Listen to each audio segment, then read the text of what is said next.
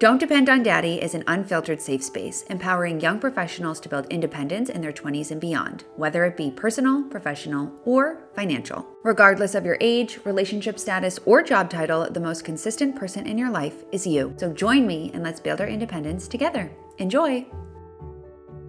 Hello and welcome back to Don't Depend on Daddy, the podcast. My name's Michela. I am your host, and I'm very excited for today's podcast episode because we are going to be talking about dopamine menus, which honestly is something that I think was trending last year, and I can't believe I never did an episode on it. But before we get into the bulk of today's episode, I'm going to do the usual and run through our housekeeping as quickly as I possibly can. So first things first, as always, you can get $10 off the Personal Finance Dashboard using the code PODCAST1. The Personal Finance Dashboard is my signature financial planning money management tool. It is never too late to take your finances seriously. So if you're interested in learning more about the PFD, if you're watching on YouTube, I will make sure that it is linked up in one of these corners. And if you are listening to the episode in your ears and not watching it on YouTube, which reminder, you can watch it on YouTube, I'll make sure that everything is linked in the show notes as usual. Second, if you are not ready to dive 2 feet deep into the Personal Finance Dashboard, you can always check out my brand new template, which is the Basic Budgeting Template. I am aware it's not a super creative name, but it does what it needs to do, which is give you a very basic, straightforward budget. This is fantastic if you are new on your financial journey and you're looking to get organized, but the thought of like a full whole spreadsheet is giving you a little bit of pause. Check out the Basic Budgeting Template. Again, that will always be linked in the show notes starting now and going forward. It's also priced significantly lower than the PFD. I don't have a code. I might get a podcast code at some point. So if you want one, just let me know. And one more thing, 2 more things. If you have not ordered my books, Own Your Money or Own Your Career, here's your reminder to do that. I am in the camp that everybody should be reading. I've actually started to integrate nonfiction reading, which is what these books are. They are nonfiction. I don't know why I always get confused between fiction and nonfiction. Nonfiction reading into my morning routine. I'm currently reading a book called Feel Good Productivity. I will do a podcast episode all about that at some point, I am sure. But if you are also looking to integrate some nonfiction reading into your morning and make it books where you can learn something about how to manage your money or excel at work, then you should check out Own Your Money and Own Your Career. And last thing before we get into the episode is that if you have not followed and joined me over on the Don't Depend on Daddy Instagram, you totally should. We're having a lot of fun over there where I am sharing some BTS of Break Your Budget, some lifestyle content, cooking content, outfits, routines, days of my life, all that kind of stuff. So I would love to have you if you would love to come join me over on the Don't Depend on Daddy Instagram. And now with that, let's get into the episode. So today we are talking dopamine menus, and this is a concept that was created by Peyton Sarton, who is an influencer who I follow and have followed for quite some time. But I really, really love her podcast, or like most of her podcast episodes. You know, every podcast has a few episodes where it's like, this isn't really aligned, but most of the time I feel like I'm listening to her podcast every single week because I find that maybe it's just the parasocial relationship, but I feel like she and I are pretty similar in a lot of ways in terms of just like how we operate. However, this came from, I believe, one of her episodes last year where she was talking about depression. And this episode has nothing to do with depression. But I figured now, since I'm in a new city and it's kind of like still the thick of winter, it would be a great time to share what I do when I need to spark a little bit of joy in my life. Because after a while, you know, even though I've been enjoying the wintertime, the cold does begin to get a little bit dreary. I am looking forward to a little bit of warmer weather. And all of these things apply to warm weather too, just like every season. But I don't know. These are the things that I have been finding I have been doing in order to get out of a funk and just like feel better on a regular basis. So before we get into it, let's talk about the specifics of what exactly a dopamine menu is. And I want you to picture like a menu that would be handed to you at a restaurant. So overarchingly, it is a go-to list of things that you can do to feel good throughout your day so that you don't default to doom scrolling on social media. Doom scrolling on social media is something that I'm finding I'm doing less and less because I'm filling my time in other ways. And I've also been like really deep in work mode as of late. I'm currently like obsessed with financial independence and retiring early. And so I've been like really exploring on Reddit and all of that. And so it's been getting me away from doom scrolling on TikTok. I've also found that my TikTok algorithm is not really TikToking at this point. Like all it's giving me, I don't know why, because I don't engage, but all it's giving me is political stuff. And like, with all due respect, I don't want to know what's going on. I know that sounds probably, I don't mean that in a way to sound horrible, but like it's just too much every time I open my phone. So basically, having a dopamine menu has helped me get off my phone because I don't want to be doom scrolling and like I don't want to be spending my time watching TikTok, which is, I'm going to be honest, something that I have done and have been doing a lot. Anyways, it can be broken up into key menu sections. Again, imagine someone is handing you a menu at a restaurant and it includes appetizers, main, side, specials, and desserts. So I'll run through what each of these sort of represents. So an appetizer is something that is small, which you use when you need something quick to feel better, like immediately or right away. A main is something that is to really bring you out of like a dark hole. So it's like a little bit more involved. If you're feeling really down, you need to do something to like truly lift your spirits. Sides are things that you can habit stack while you're doing something else to make it more enjoyable. Specials would be a treat. So like something that's totally out of the ordinary. And desserts is something that is truly divine or like quote unquote naughty. So like, dark chocolate cake or whatever. So with this in mind, let's get into my current dopamine menu. And I would love to hear either in the comments or send me a DM on the Don't Depend on Daddy Instagram, not the Break Your Budget Instagram, something on your dopamine menu, or if any of these are something that you also have on your dopamine menu. Because as I was going through this, I was thinking like, I bet there are a lot of things that I could include on this. I just didn't want this episode to be like 5 hours long. So I would love to hear your menu because I think this is really interesting. And I also like am curious what other people do when they're feeling like a little bit low or just need to pull themselves out of, we'll call it a mini dark space, because obviously if you have true depression, like you need to talk to somebody professionally. Anyways, moving on to this first part here, which is going to be the starters. So I have 5 things on my like starter menu. The first, which I'm sure is going to be no surprise to you listening, is making my coffee. So if there's one thing that I know without a doubt is always going to put me in a better mood, it is making my coffee and making my coffee exactly the way I like it. So I am very particular about my coffee. I have my Breville machine. I actually prefer making my coffee at home because I can make it the way that I want it to be. And there is a very specific order of operations for making your coffee correctly. And I'm specifically talking about an iced latte. I actually had this experience today. I shared it on my Instagram stories of how I went to a coffee shop and I literally like recoiled watching the man make my coffee because he did it so incorrectly. Because when you order an iced drink, texture and proportions are really, really important. So here's my formula for making the perfect iced latte. So obviously you need to make sure you are pulling a double espresso shot. You can use your Nespresso if you want, but if you have a Breville, make sure you are pulling an espresso shot, a double. I do have a YouTube video about this. You'll have to scroll back a little bit, but I did a whole routine on like how I make my coffee exactly perfect. You pull your double espresso shot, you get your cup. I prefer a small cup because I don't like my drinks too milky. And you fill that cup 3/4 of the way with ice. You always need more ice than you think. And then I like to put just enough milk to fill like just barely 2/3 of the way. I don't want too much milk in there. I would say it's probably like half a cup of oat milk, maybe a touch more. I measured it once.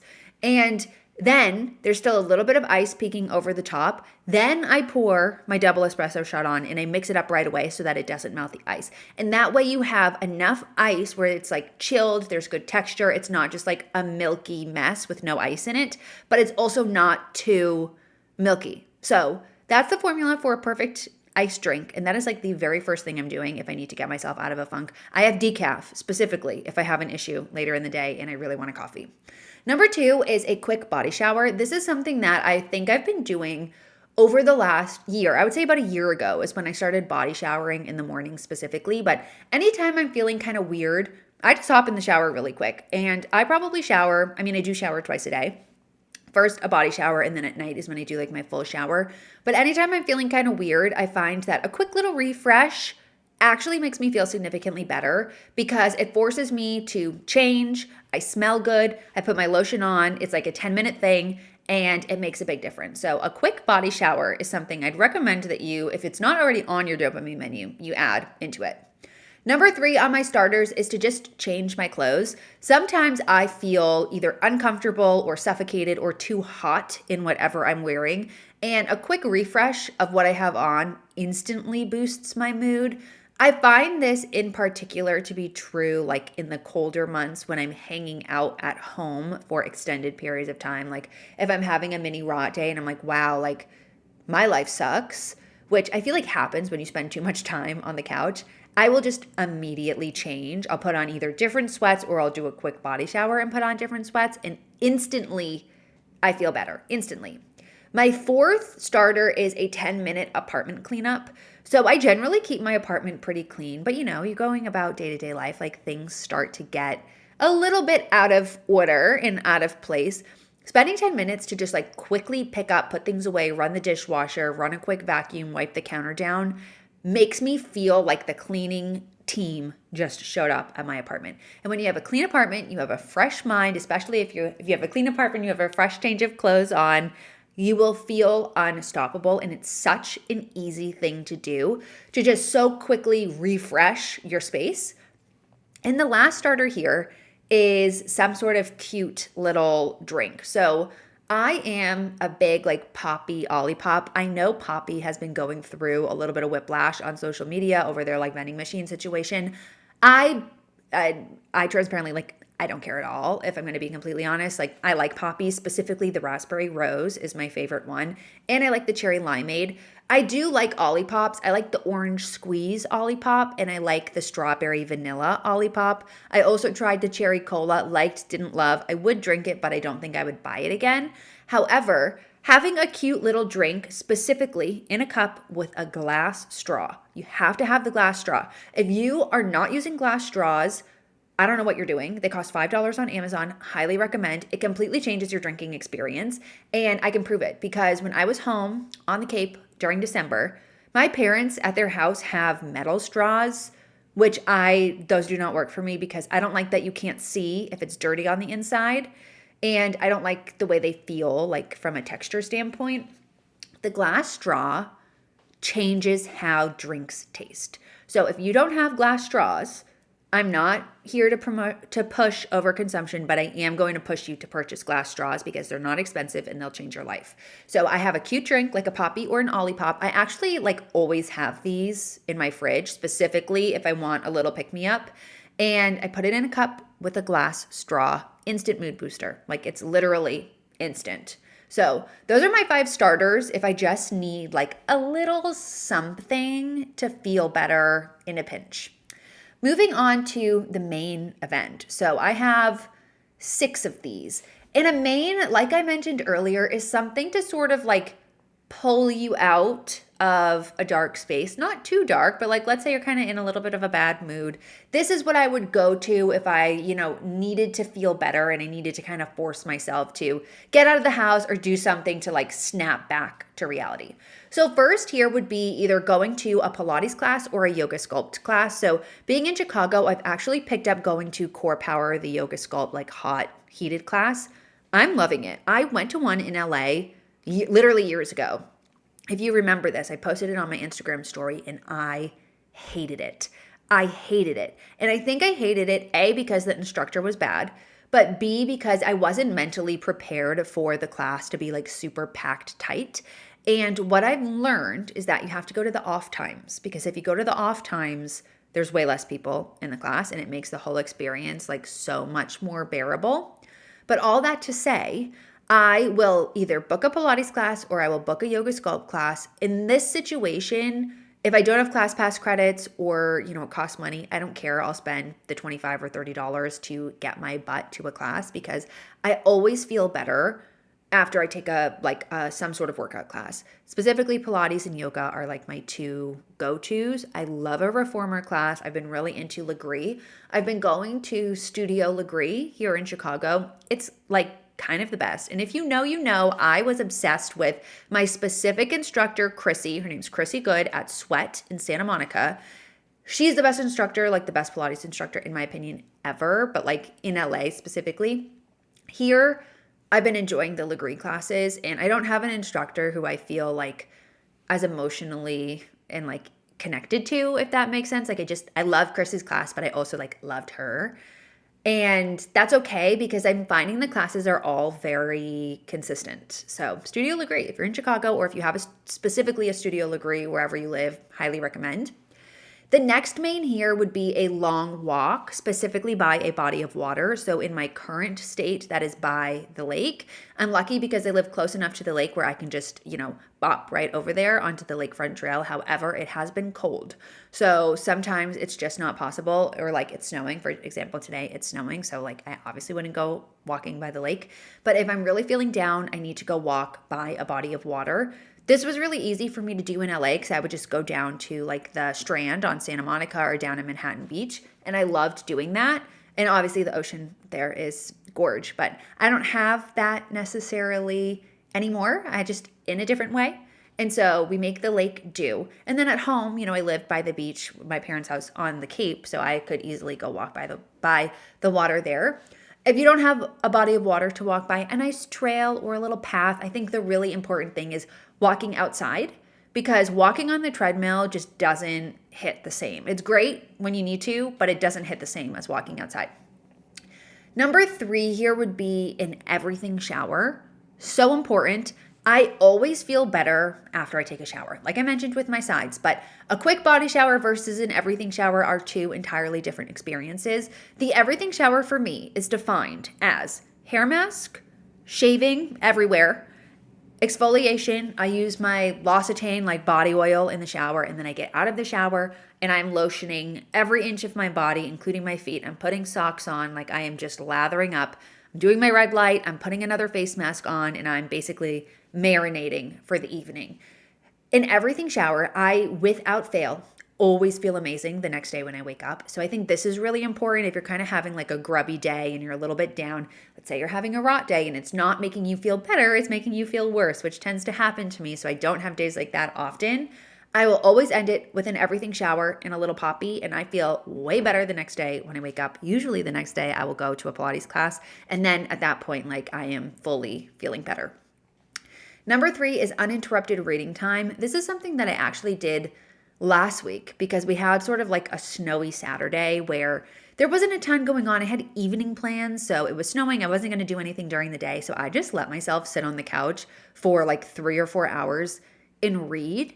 The way that made me feel amazing, because in the past I would have like watched a movie or, went back and forth on my phone, but I put my phone away and I sat down and I read. I was reading through a class and it was the best ever. So uninterrupted reading time is another one of those things where it just feels like such a luxury, if that makes sense, because it's not something that you can truly do all the time for like hours on end. And yeah, I am going to start reading more like during the day on the weekends. I don't know why I haven't been doing that. In the summertime, when it's nice out, I have a balcony and like outdoor space and there's a pool in my building. The way that I'm going to be reading 24/7 when I'm not working, I actually cannot wait. Number 5 here is getting out of the house when I'm in a rut. So I've actually really been challenging myself a few days a week to get out of my apartment for work. I went to a coffee shop today, and in the past I would have I always made going to a coffee shop such a big deal where it's like, okay, I'm going to get a coffee, I'm going to set up camp, and I'm going to sit there for hours on end. I think like now what I'm trying to do is make it doesn't have to be more than an hour. Like I can just go get a coffee, I can sit there with my laptop for 45 minutes, drink my coffee and leave, so long as I'm getting out of the house. Because I also find, particularly in the winter, specifically because I live alone, I can go like kind of days without leaving, which isn't a bad thing. It's just not something I want to be doing often. And so taking the pressure off of going to a coffee shop and just being able to go for an hour or two has made it feel more accessible. And like, as a result, I'm getting out of the house more. So getting out of the house when I'm in a rut, whether that be working from a coffee shop, texting a friend to join me for my workout class, going on a walk by the lake, I think is really key. And the last main is baking, specifically baking sourdough or sourdough related things. So I just think really what I mean by this is like having an at-home hobby. For me, that has been sourdough and baking and like challenging myself to try new recipes. So I recently tried English muffins. I've done bagels. I've really perfected my bread. It's a process. It's a labor of love. So if I'm feeling down, I will start a new loaf. And I don't know, there's something so satisfying about having like something you do at home that results in a physical item. Another example of this could be crocheting or painting or really any sort of like crafty thing or like baking cookies. Sometimes I'll make like a loaf of banana bread. Like I will always try to have the things, ingredients on hand in my pantry to make sure that if I want to make something, I pretty much have everything that I need in order to do it. I don't know. I just find baking and like cooking and kind of getting lost in a recipe to be really satisfying, but my go-to lately has been sourdough bread. So those are my mains. Moving on to my sides. So remember, a side is something that you can do or like habit stack onto something to make it more enjoyable. So for me, like if I'm cleaning or when I'm in the shower, because you know sometimes an everything shower can feel like forever, this is something that I will add on depending on what I'm doing or if I'm cooking or something. So first would be listening to one of my favorite podcasts. So what I have found is, at least during the winter, is because I walk on the treadmill, I find I don't listen to as many podcasts because it's really boring. Like if I'm on the treadmill, I either need to be watching a YouTube video or a show or like scrolling on TikTok or something to pass the time. So I have sort of like a backlog of podcasts that I want to listen to. And so I'll pull one of my favorites. So as of late, my favorite podcasts to listen to have been The Skinny Confidential, which I know people love or hate Lauren and Michael Bosstick. I don't really feel that passionately either way. I pick and choose which of their episodes I listen to, but like they do a lot on skincare and health and systems and productivity, and like those are the ones that I like to listen to. I like the Dream Bigger podcast by Sif Hader. I like Note to Self by Payne Sarton, obviously. I like Let's Get Dressed. I'm forgetting the name of the girl who does that, but if you're interested in personal style, I highly recommend. Oh, her name is Liv Perez. Liv Perez, Let's Get Dressed. And then I also like the Breaking Beauty podcast. This is a newer one that I discovered when I was home in December. I love this podcast. It's actually like kind of the best, especially if you're into makeup, skincare, hair care, beauty, product recommendations, because it's two beauty editors who basically just like talk about their favorite things all day. I love it. And I haven't bought anything from it, but like, I don't know, I'm kind of into lately just hearing what other people are using and like the science behind different products. Like they'll have different beauty founders come on and talk about like why their products are the way they are and ingredients and whatnot. I don't know. I find it interesting. So Breaking Beauty is another one that I've been enjoying. So that's my first side, listening to my favorite podcasts. Second would be FaceTiming family or friends. And I've been doing this a lot more recently, especially with my friends in LA, just because I don't have as many friends here in Chicago. And also like, even though I do already have friends in Chicago, because I haven't lived here, like when you come back or like are in the same city as an old friend, you kind of have to reintroduce and like rebuild that friendship, not from scratch, obviously, but like it takes a while to become like a lot closer again, if that makes sense. And so I have been missing my friends in LA specifically, and some of them are coming for St. Patrick's Day, so I'm excited about that. But I will FaceTime my friends like if I'm cooking or if I'm eating dinner by myself, or I'll call my parents or FaceTime my dad and see the dog. Like that is a big one. I feel like that's really important for just like personal connections to add into your routine once or twice a week. I've actually gotten into a routine with one of my friends where we FaceTime on like Friday afternoons going into the evenings. It's great. The third here is vibe setting. So what do I mean by that? Lighting my candle warmer because I don't like candles because I have too much anxiety. Putting the red light on my hatch when the lights are down. And I will also put on YouTube. You can search like fires or like vibey backgrounds, snowy settings, and all that kind of stuff. I'm obsessed with those. I think they're AI. I actually kind of have no idea, but I use those all the time. And I feel like it just makes your apartment feel so much cozier. And when I feel cozy, I'm just in a better mood. Like it's such a simple thing to do to make your space feel better. So, candle warmer is a big one, especially for scents. And if you are like me and you have anxiety and you don't have a candle warmer, here's your reminder to get a candle warmer. Because I used to and I still do this. Like, I'll convince myself that I left my apartment with a candle lit when I don't even have a lighter. If you know, you know. So that's why I have a candle warmer. And then, the red light on the hatch I think is huge because, again, when you're going to sleep or, you're just setting the vibes for bed, it just is nice to have a little bit of a different light going on. So that's number 3. And then number 4, this is specific to where I currently live in this specific building, but there's a sauna in my building, a red light, like infrared sauna. The way that I use that, every day that I'm taking a shower and washing my hair, I'm in that sauna for 20 minutes. And I am obsessed with it. I will go in there and I will read, and I'll sit in there for as long as I possibly can, which I think the longest I've been in there has been 20 minutes. It's hard. After it's crazy. Like the first 5 to 10 minutes, I feel good. Once I cross 12, 13 minutes, like that threshold is violent. All of a sudden, I'm like, oh my God, I've got to get out of here. So I really push myself for 20 minutes and it makes me feel amazing. So whenever I move out of this building, I don't know when that will be, I will be finding a way to access a sauna for sure. So those are my 4 sides: listening to podcasts, FaceTiming, vibe setting, and going into the sauna. Okay, and now moving on to the specials, I have 3 things here. So first is going to get a pedicure. So I am actually not a nails person. I never get my fingernails done. And it's because I don't like sitting there without being able to use my hands, for 1. 2, I don't want to get gel because it ruins your nails and dip and all that. I know there's a way around it, but I don't really care what it is. I'm not going to be convinced.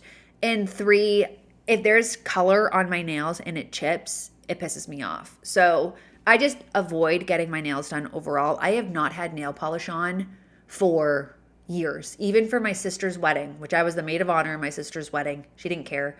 I got a clear coat. She made me get my nails done, but I got a clear coat because I didn't want to get gel and I didn't want it to chip. So I don't get manicures, but I do consistently get pedicures. And so if I need to treat myself, I will get a pedicure and I'll get the best pedicure they offer. They're $70 or $80 where they're massaging your feet and they're doing the treatments and they're giving you all the bells and whistles. My feet specifically, this is one of my biggest quips with my jeans. I hate my feet because I just have really dry feet and they do require maintenance and care. And so I feel like a pedicure is one of those things that is kind of essential for me, but getting the up-leveled pedicure is not essential. So I'll always do that if I'm feeling kind of down. My second special here is taking an overnight trip or doing a little bit of a staycation or a weekend trip with a friend or by myself. Because when I was in LA, I would do these alone pretty often where I would go up to Santa Barbara or Ojai. I did a few of those. And it was easier there because everywhere you could go was within a drive away and I had my car. I have not done this yet in Chicago, but I feel it could be fun to book a night at a nice hotel or rent a car or get on a train and go somewhere for a night. So if I feel the need to do that, I will be doing it. If you live in Chicago or are familiar with the area and have recommendations, let me know. And my last special is buying something from my impulse list. So something that I do is I keep a running list on my phone of things that I have been wanting. And while I don't ever want to promote emotional shopping, sometimes if you have been eyeing something and you're kind of down and it's something that you've already been wanting, it feels good to buy it because then it's okay, I have this little thing. I bought it for myself during this period of time. And every time you use it, you're going to feel a little bit better. So sometimes I will let myself buy something from my impulse list. I think that's totally fine. The key is keeping a list so that if you are feeling down and you want to buy something, you're not impulse shopping necessarily. You are buying something that you've been wanting. So if you don't know what an impulse list is, it's just a list on your phone where you are keeping track of things you see that you may want, and they could be all different price ranges. I don't organize mine by price. I organize things by type.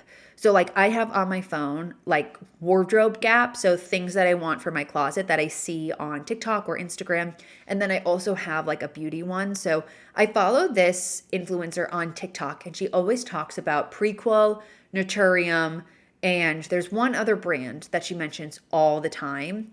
And I'm doing Project Pan, as you probably know. So I don't need to buy any new skincare. Oh, it's Bioma. So it's Naturium, Prequel, and Bioma. And they're all like drugstore, mid-level skincare brands. But I don't know why I'm so intrigued by them, but I have like a whole list of products on my impulse list that I want to try when I run out of my current skincare. And so I might just pull the trigger and buy one and try it. But it's one of those things that's like, okay, if I was feeling really down and it's like a Friday night and I want to treat myself to something, I would go to Target and pick up like a new skincare product, like that's the kind of thing that's small, minor, on my impulse list, but makes me feel better. So those are my specials. My last things here are desserts. And these are things that I either do very rarely or things that I am actively trying to avoid, but if I can't avoid it or it's an extenuating circumstance, I will grant myself time to do these things. First would be doom scrolling. So like I said, I am really trying to not doom scroll. And by doom scroll, I mean like you're sitting on the couch for an hour in a TikTok vortex. I don't do that really ever at all. I do scroll daily. More often than not, I'm scrolling for like inspo research purposes to see what's going on the internet for content. But I'm not sitting on my couch like rotting scrolling. I find that the only times I want to do this are when I'm feeling like really lonely or anxious. That's when I divert to my phone. So I'll allow myself to do that if I need to, but I'm trying to be like much more cognizant and I would rather do some of these other things. So first would be watching my current show. I'm trying to not watch TV and instead read. I'm also just like very into my books right now. But my current show is Sex and the City, which I love. And I will give myself like 1 or 2 episodes, but I don't want to be the kind of person. There's nothing wrong with this. It's just not what I want for me. I don't want to be a TV person. I want to be a book person. And so if I'm going to watch TV, it needs to be a little bit more, not scheduled, but just thoughtful. I don't want it to be like an every night habit of things that I'm doing. And my last one is ordering takeout. For me to order takeout, it kind of has to be the perfect storm of things to go. Like I need to have nothing in the fridge. I need to be kind of in a down mood. And I need to have something specifically in mind that I'm in the mood for to eat, which in LA, I actually did a fair amount of takeout. It was kind of my Friday night ritual when I was not doing anything on a Friday night. I would go on a walk down by the beach in Palisades Park, RIP. And then I would order food from Thai Vegan, which was on Main Street in Santa Monica. So if you live in LA and you have not been to Thai Vegan and you like Thai food, you have to go. I would order the pad Thai, and then I would also get the summer wraps. They had these big, like, oh my God, they were so good. I actually genuinely miss this. I haven't found Thai food in Chicago yet. I will, I'm sure. But I would order the summer wraps, I would get a Diet Coke, and then I would go home and I would shower and I would eat my food and I would watch a show. That was my like Friday night routine. And so I feel like that is something that I would do here, again, with the perfect storm, just because I don't have a takeout or like ordering food routine in the same way. So those are my desserts: doom scrolling, watching my current favorite show, and ordering takeout. I'm interested what your desserts are, because this one was a little bit hard for me to come up with, just because I feel like I don't really necessarily deny myself anything, if that makes sense. I don't really want a lot of things that I feel like people default to as their negative behaviors, if that makes sense. The last thing that I'm going to talk about are the things that I'm always doing, I feel like, for just like regular dopamine hits or to just generally be feeling good on a consistent basis. Because I also feel like if you feel good on a consistent basis, then you don't necessarily need to be dipping into a dopamine menu because like you're generally taking care of yourself pretty regularly. So first is I am always sticking to like my morning and night routines. I've done lots of episodes about these routines, but I'm getting up consistently in the morning. If I'm not working out, I'm going through my like cozy morning routine. I talked about this. I don't remember which episode, but you have to just go listen to all of them if you haven't yet. I talked about my morning and night routines. My night routine is reading, it's my hatch, it's having a little drink, whatever, like a poppy or something. I don't drink alcohol alone.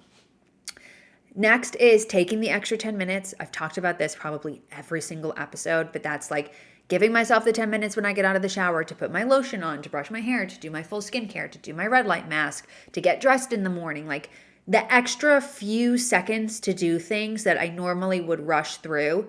Taking the extra time to do it has made the biggest difference in how I feel about myself. And when you feel good, you act different.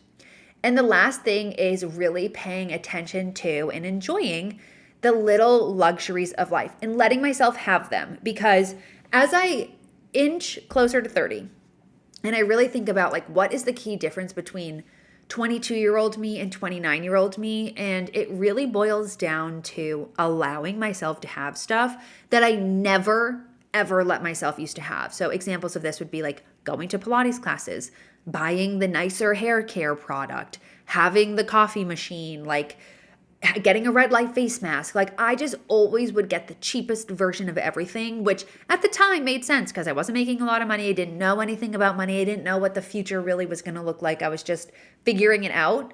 But now I let myself have these things, and I do feel like the little luxuries of life and enjoying them every day makes a difference in how I feel. It really is insane to me how big of a difference this kind of stuff makes. So if you are someone who is like, you're figuring out your spending style and whatnot, I really would consider thinking about what your little luxuries are and spending the money on them, because I think it's totally fine. So yeah, with that, I'm going to wrap this up. And like I said, I'd love to hear your dopamine menu. So let me know what yours is.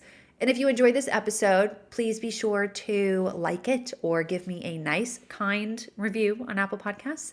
And with that, I will catch you in the next one. Thanks so much for listening. If you enjoyed this episode, please make sure to leave me a review. Make sure to follow me on Spotify and Apple Podcasts, wherever you listen. And if you're watching this on YouTube, don't forget to like and subscribe. I'll see you next week.